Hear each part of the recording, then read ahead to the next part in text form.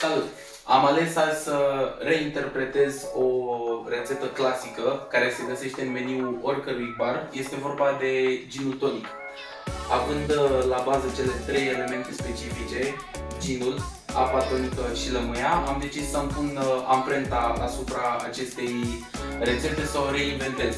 Haideți să vă explic cum se face și ce am ales să folosesc. În primul rând avem chiar elementul surpriză, un piure de kiwi pe care îl vom turna pe fundul paharului pentru a crea un pat pentru băutura ce va avea să vină.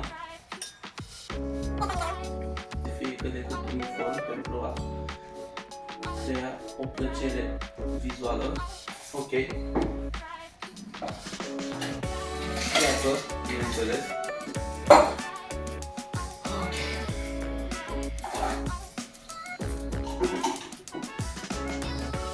Este o limonadă făcută în casă,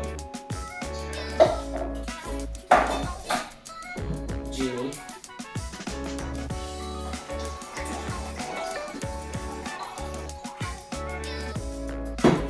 mai turnăm puțină gheață, stoarcem puțină zeamă de lămâie, puțină coajă de lămâie. Ok?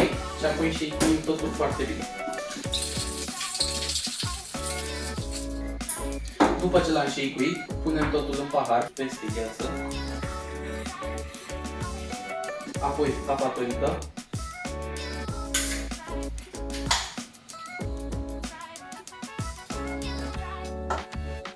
Și pentru final, pentru extra gust și extra plăcere de privit, puțină lămâie și încă puțin din elementul nostru surpriză, kiwi-ul. Aceasta este reinterpretarea mea ginului tonic, sper să vă placă.